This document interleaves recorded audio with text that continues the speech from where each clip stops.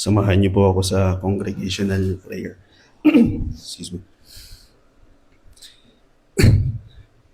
Mirroring, O Lord, ang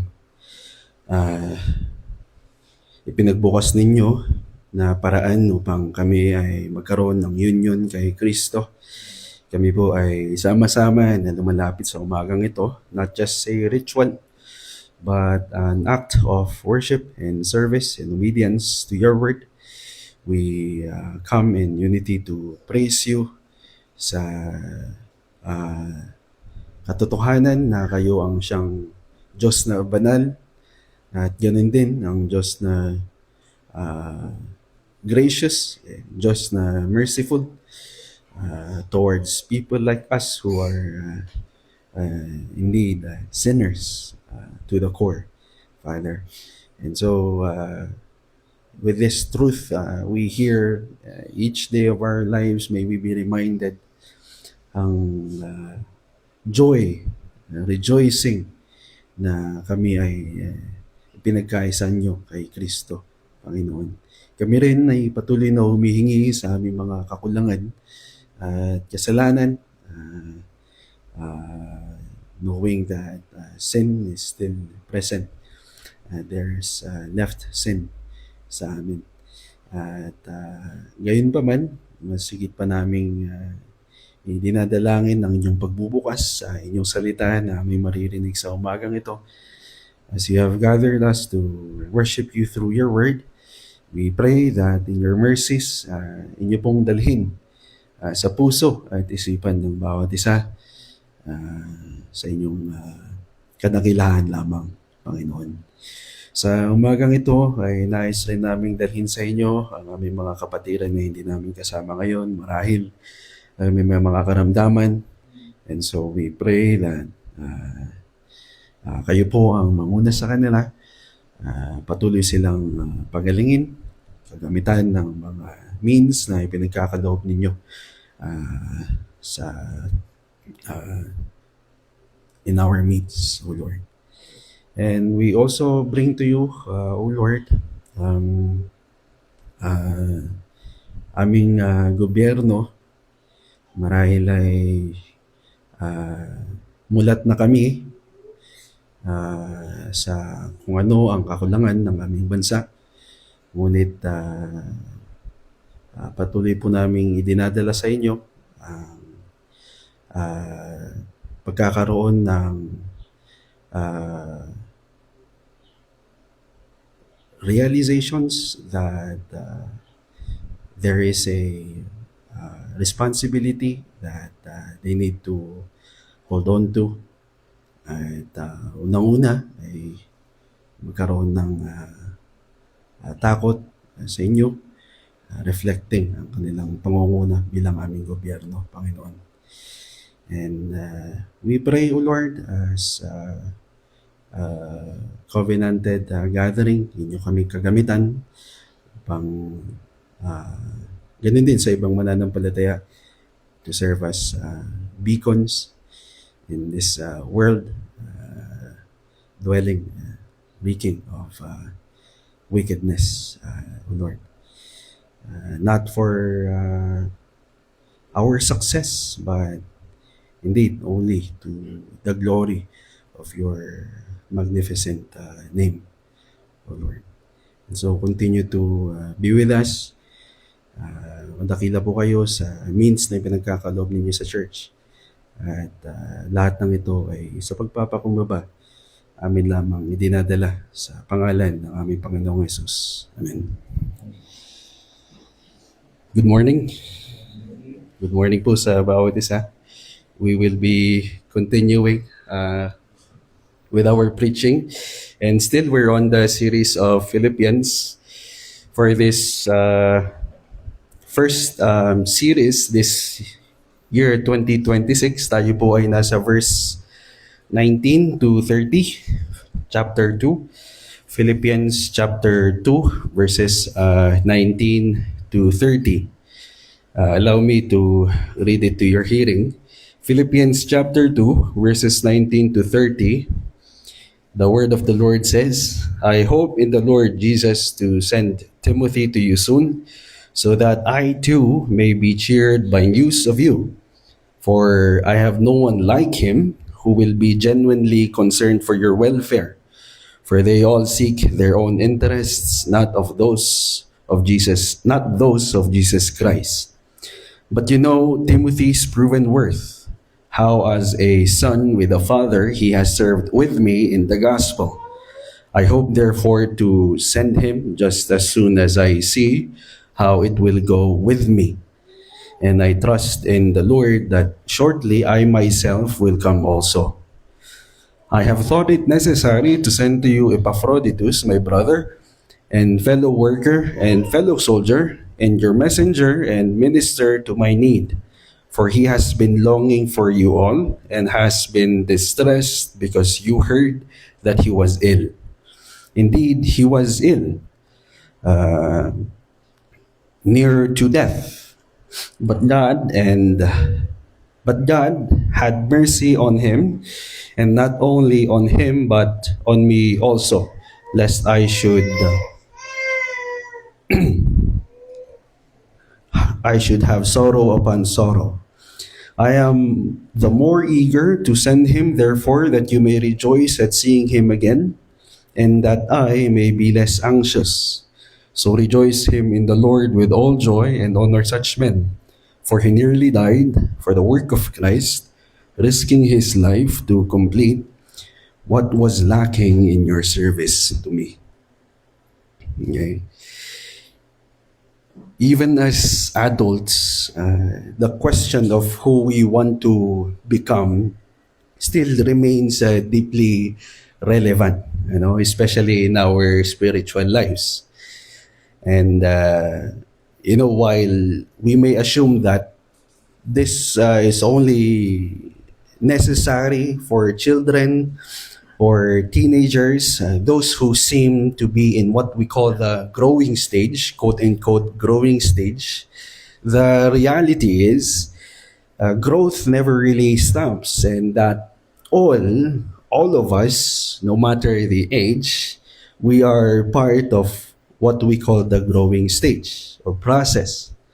And so, spiritually speaking, every believer is still growing up. Okay? Now, the Apostle Paul reminds us that Christian maturity is measured not by age, experience, or status, but how closely we reflect Jesus Christ. Okay? Christ himself is the standard, the ultimate model of humility, as we have seen, obedience, selflessness, and even love. Okay?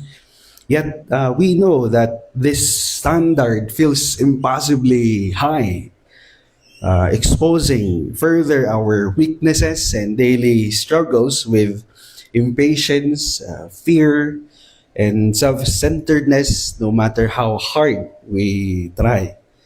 Okay? And adding to the challenge that, of course, we cannot physically see the Lord Jesus Christ navigating ang mga ordinary experience sa time natin ngayon. Ano po? But on the other side of this, in His grace, God provides His Word.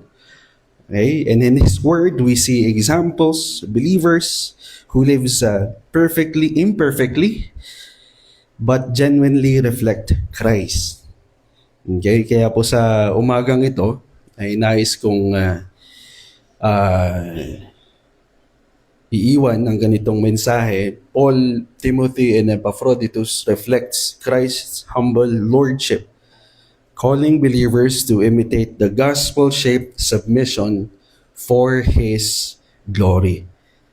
Okay? Calling believers to imitate the gospel-shaped submission for His glory. Okay, so having said that, we will study first Paul's submissive trust under ang sinasabi nating Lordship of Christ. Second is Timothy's selfless service for Jesus' interest. And third, Epaphroditus' sacrificial obedience, which mirrors the suffering servant. Okay, now to sum those, I have put or come up with number one, Paul's submissive trust. Second is Timothy's selfless service. And number three, or the third, is Epaphroditus' sacrificial obedience.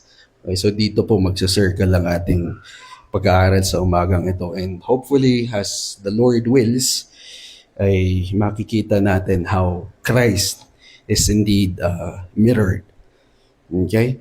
Now, if we look at verse 19, along with verses 23 to 24, we understand that as Paul speaks about his desire to send Timothy to Philippi, he is actually doing far more than just sharing his ministry plans. Okay? When we come to read those, we realize that underneath his words, which are I hope or I trust, both preposition in the Lord, lies what seemed to be a deeply formed of Christian life. Okay? At ano nga ba ang Christian life na ito? It is one where we can say it is shaped by the absolute lordship of Jesus Christ. Okay? And so again, to answer the question, how? It is His repeated expressions of hope, expectations, and trust. Where? In the Lord.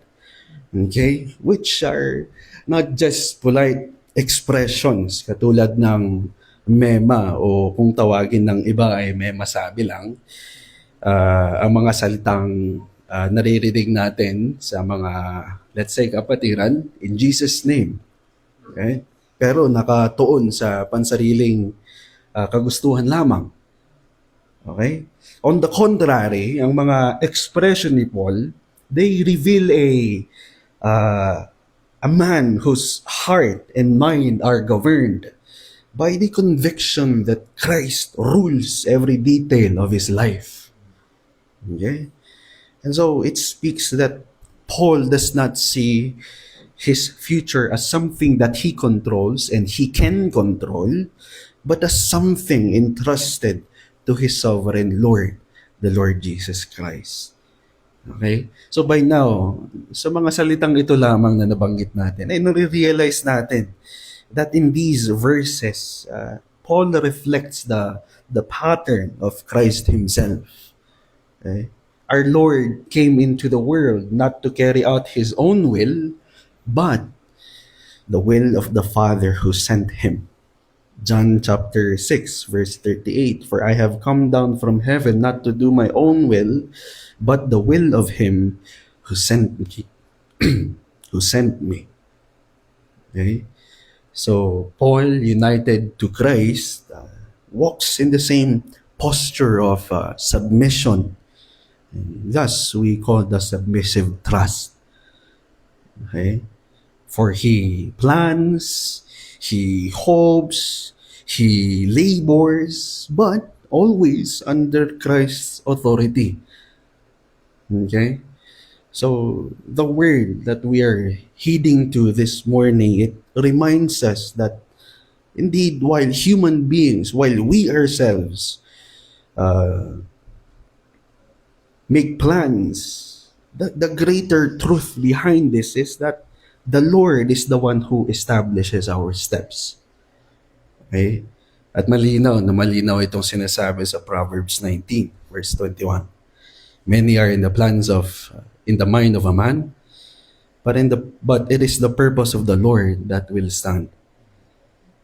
Okay? So Paul does not merely confess this truth, he lives by it. And we can see how being in union with Christ, a heart of a person is shaped by a settled awareness that every circumstance, even if it were to be freedom or imprisonment, success or suffering, these all belong to Jesus. Okay? And so, one notable thing here, brothers and sisters, is that this submission does not lead Paul into passivity, okay, or being passive na lang. Dahil Sovereign niya, ang Panginoon. Okay. On the contrary, optimistically submissive and deeply committed to the work is what reflects sa response ni Paul to the gospel. Okay? Kaya nga natin nakikita that he still prays. Pinag-aralan natin that he still prays, he plans, and he still pursues opportunities for ministry, such as what we have read this morning. Okay, sa ating teksto sa umagang ito. Instead of murmuring, ay, nakakulong na naman ako, or dwelling sa kanyang pangkasalukuyang dinadaranas, he sends someone for them. Okay? Yet, Paul holds his plans with open hands.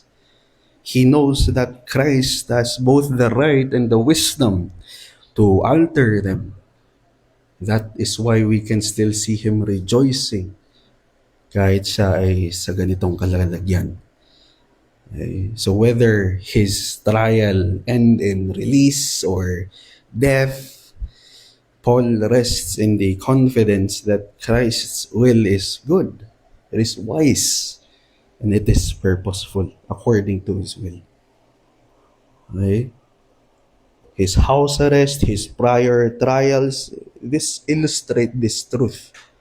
Okay? We remember how he once prayed.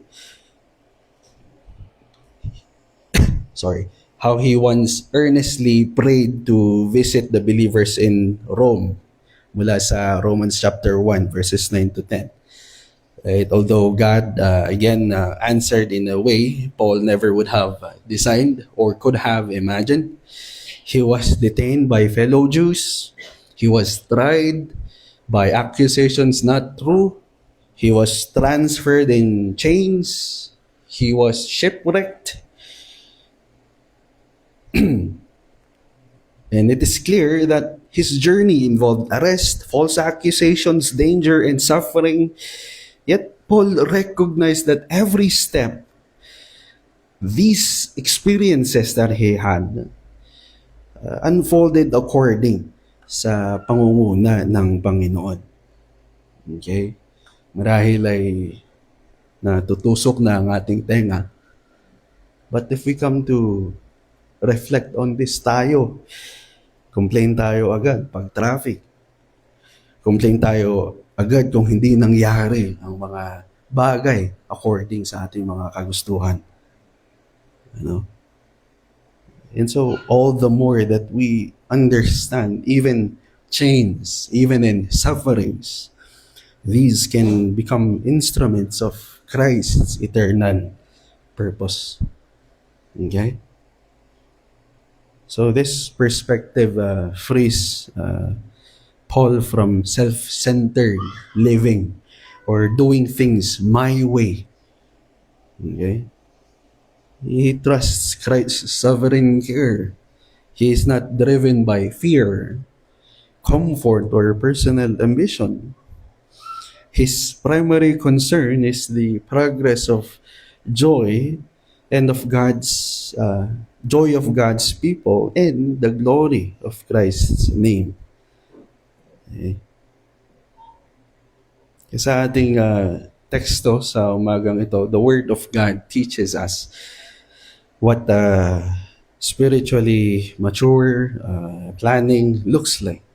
Scripture calls us to think carefully about our future, our education, our careers, marriages, finances, not only ourselves but even our children, our long-term hopes, while remaining humbly surrendered to the rule of Christ, knowing that He has the right, He has the wisdom to alter them.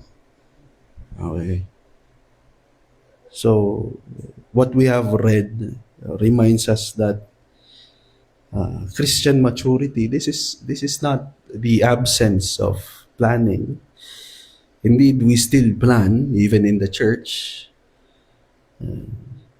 but it is shaped by submission to Christ's sovereign will. Okay? Kaya sa ating pag-aaral ay naiintindihan natin that maturity means learning to plan without presumption because it is God who establishes, to hope without entitlement because it is He who upholds, and to trust without anxiety because it is God who fulfills. Okay? This is not merely something exemplified by Paul. It is what the gospel itself demands of every believer. Okay? Ganito po ang ninanais na postura ng isang mananampalataya. Okay?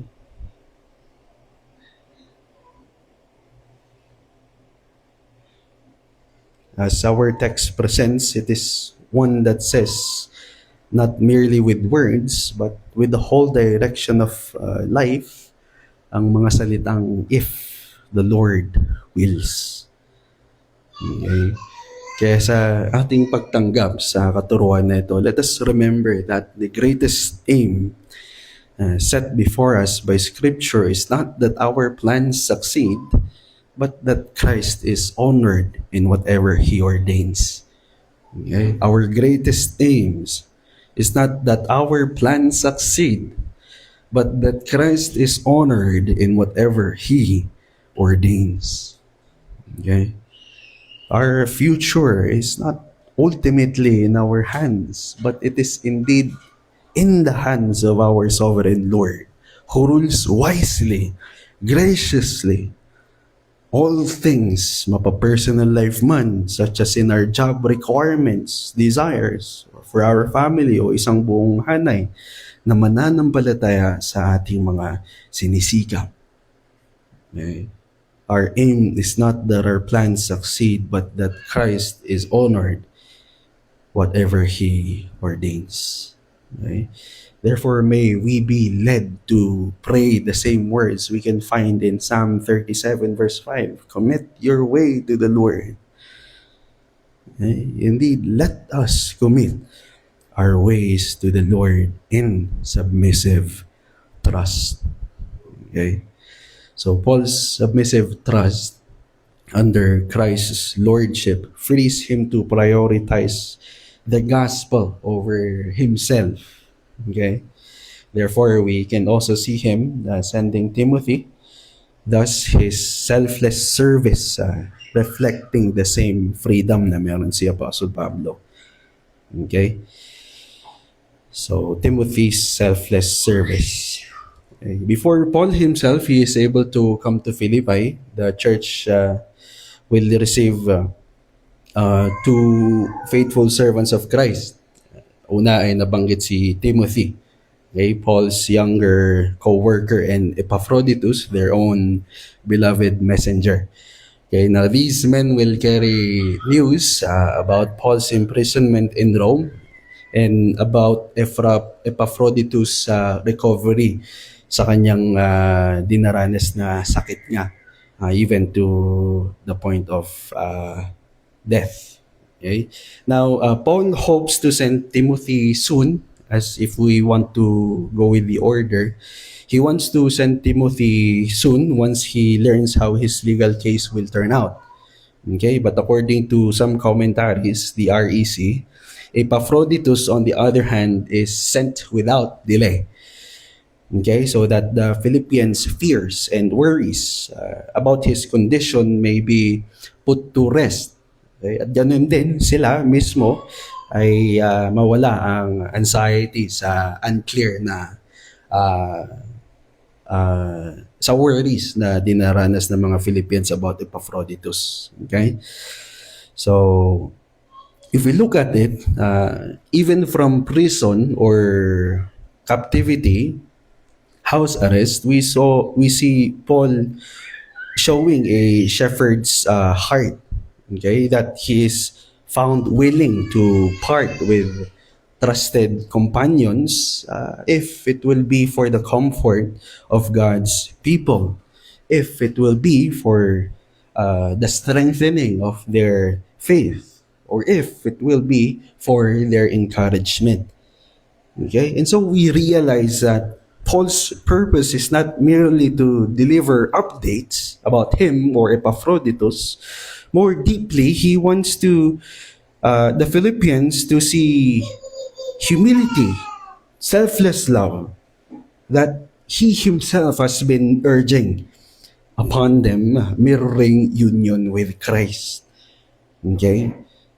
So we all know that the church is experiencing tension. We have studied, they have been experiencing rivalry and even strain. All the more that they need encouragements rather than corrections, actually. So Timothy, as we come to think of it, and Epaphroditus are meant to place before this congregation this visible picture of what Christ-like servanthood looks like. Okay, so in these men, believers in Philippi can see the reflections of Jesus himself. Okay. Ngayon, Timothy in particular stands out according to, again, REC. I've been using REC because of his sincere care for the church, which is plainly stated in verse 20. For I have no one like him who will be genuinely concerned for your welfare. Okay, Paul says that Timothy is genuinely concerned for their welfare.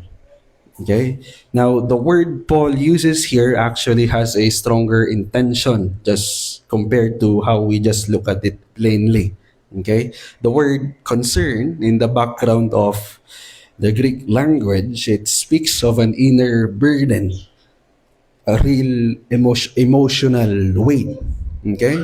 So it is to say that Timothy does not merely take an interest in the Philippians, but their struggles weigh on his chest. Okay? Ganun din ay kanyang binubuhat ang kanilang mga pinapasan. Okay? Now, this same word can also describe sinful anxiety when it springs from unbelief as to what we are concerned with.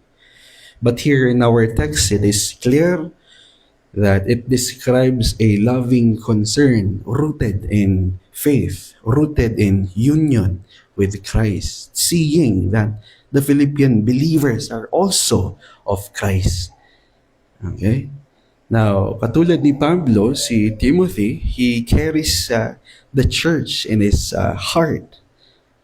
Okay? And this is what concern marks him as different from those who focus mainly on themselves. Okay?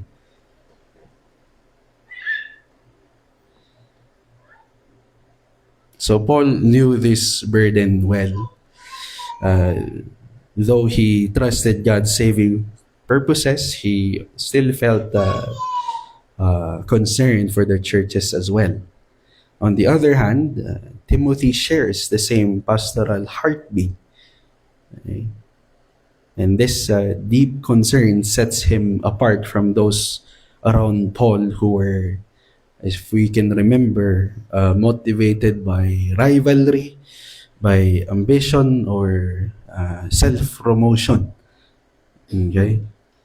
Kaya when Paul says, when I have no one like him, he means that Timothy is of one heart and soul with him in view of the Philippians. Okay?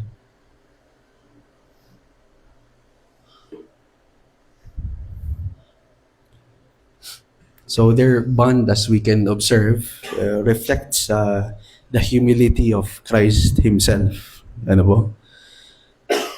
One who did not cling to status but only to taking the form of a servant. Okay?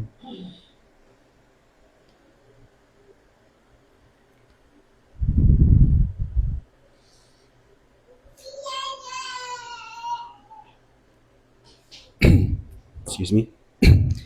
Now, this service, we all know, will not be easy. Timothy's journey from Rome to Philippi and back will be very long. It will be exhausting and even be dangerous. Okay? But again, his willingness to go shows the Christ-like love he has for believers. Having the mind of Christ often means giving up comfort, security, and even convenience for the sake of others. Having the mind of Christ often means giving up comfort, security, and convenience for the sake of others. We may be tempted to think that such sacrifice is only expected of apostles, of pastors, or even missionaries. But Paul sends Timothy precisely so the whole church may learn, that each of us may be taught. So the call to humble, self-giving love is addressed to each and every one of us. Okay? Marahil ay narinig nyo na, narinig na natin ng mga salitang fear turns us inward, but grace turns us outward.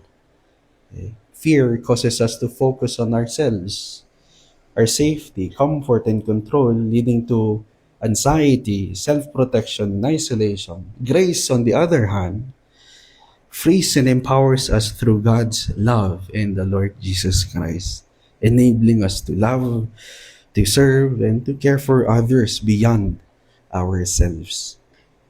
Okay? So by God's grace,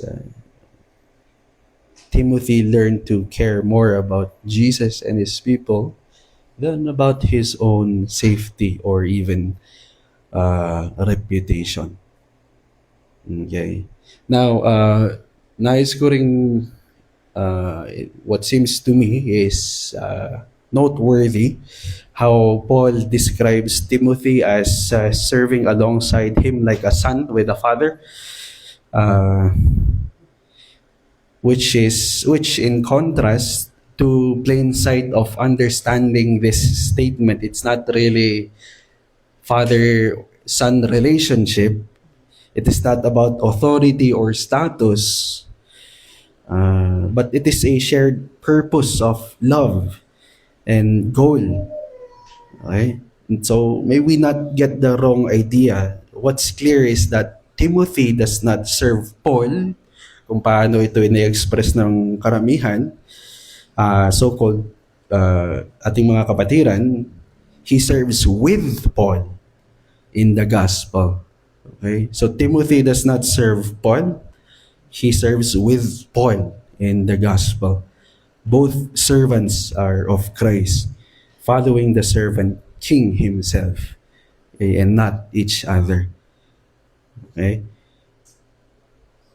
Kaya nakakarindi talaga kung tawagin kang Timothy. Ano? And I am your Paul. Okay. Now, in application to this, the church belongs to Christ alone. Leaders serve alongside God's people rather than being served. Okay? True power in Christ's church is expressed through humility, sacrifice, and love. Okay? And so following Timothy's example, we are encouraged to cultivate mutual care and concern, actively supporting one another.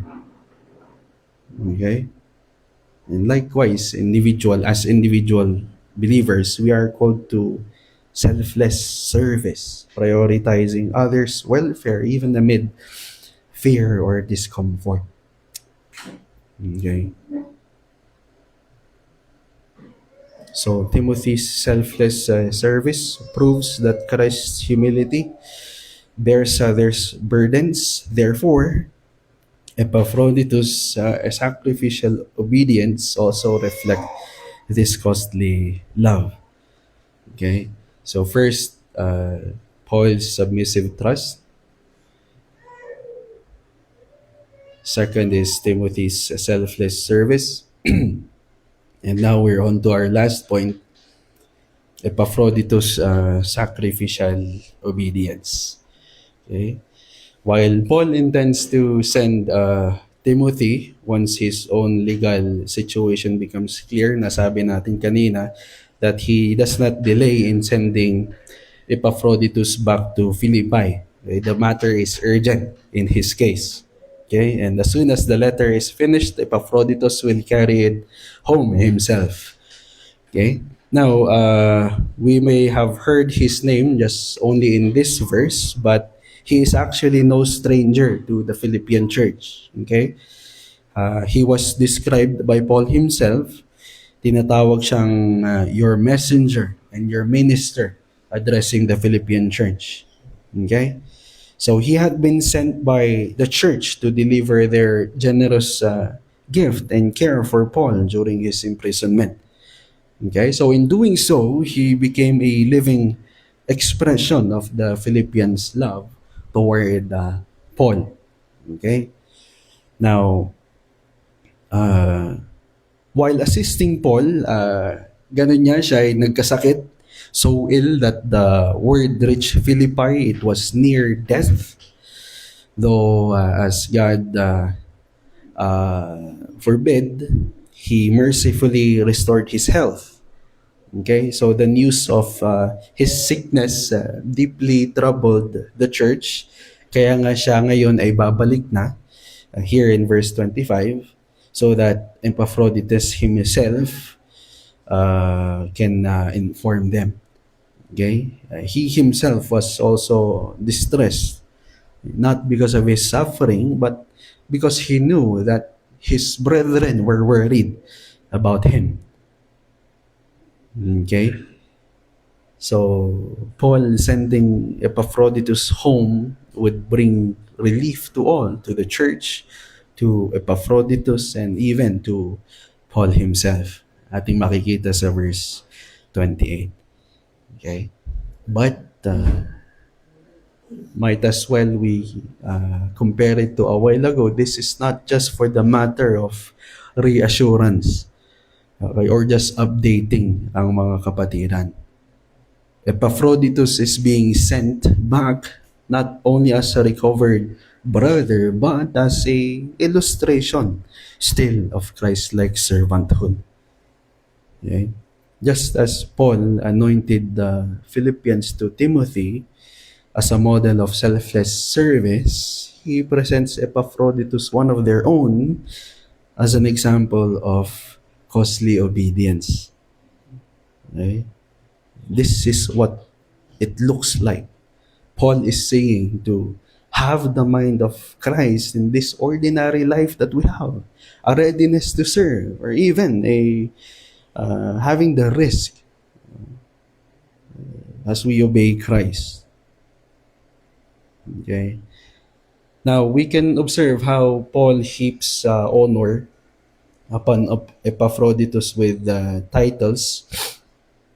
To Paul, he is a brother, a fellow worker, and a fellow soldier. To the church, he is their messenger and he is their minister. Okay? Now, these words paint a picture of shared identity and shared mission to advance the gospel kingdom of the Lord Jesus Christ. Okay? Now, according to REC, karagdagan po sa mga titulo na ipinangalan niya kay Epaphroditus, the word brother or the title brother, it actually highlights the grace of adoption. Okay? Kung titignan natin, his name hints a pagan past, Epaphroditus. Okay? But now, he belongs fully to God's family. As a fellow worker, he labored side by side with Paul in gospel ministry. As a fellow soldier, he stood firm in the spiritual battle, unafraid of suffering. So Paul knows well that faithfulness in Christ's service uh, hindi bago kay Epaphroditus. Okay? He proved willing to endure hardship for the sake of the gospel. Okay? Now, a more striking description of Epaphroditus, he nearly died for the work of Christ. Verse 30. Okay? Though no persecutor raised a hand against him, his suffering was no less real or meaningful. His sickness came because he was serving Christ's people. In Paul's eyes, this was a true participation in Christ's suffering, therefore echoing Jesus' own obedience to the point of death. Okay. How do we reflect on this when we say to ourselves, we want to obey to the point of death? Okay. While I leave you to think on that, it is clear that God's mercy spared Epaphroditus. Okay. So in doing this, it also spared Paul in the Philippians. Therefore, sorrow upon sorrow. Spared them of sorrow upon sorrow.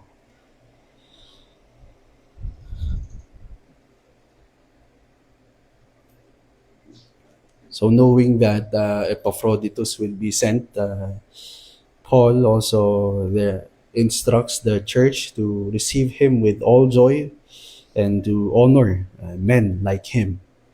Okay, the Philippians are to recognize what God values: humble sacrificial service offered for Christ's sake. Okay.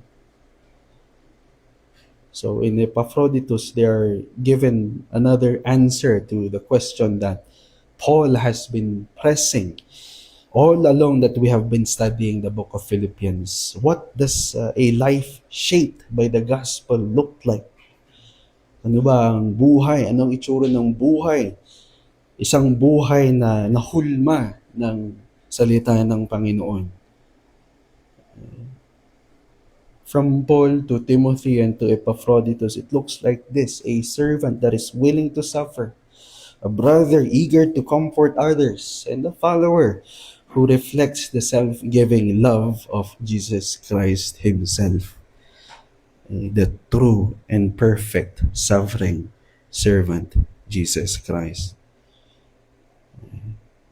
Kaya sa ating pagtanggap sa katuruan na ito ay nais ko lamang iiwan ang salitang true Christian service often costs us comfort, time, and even safety, but every act done in love for Christ and His people bears eternal value. Okay? Sa ating pagtatapos ay maaaring tanungin natin, sino ba ang ating sinusundan?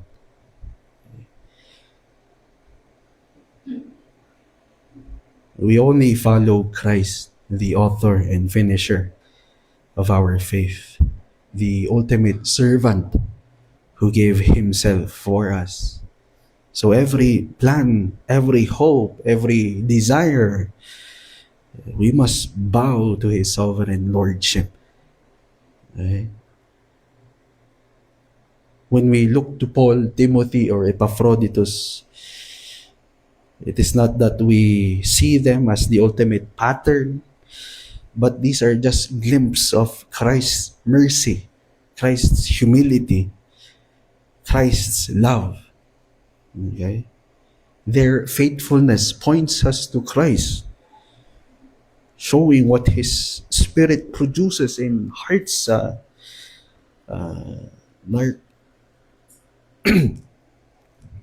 hearts like ours. Okay. Christ calls us now, repent. Repent of pride, repent of selfishness, repent of sin, turn from trusting your own plans Turn from trusting your own strength, your own comforts, and look to Him.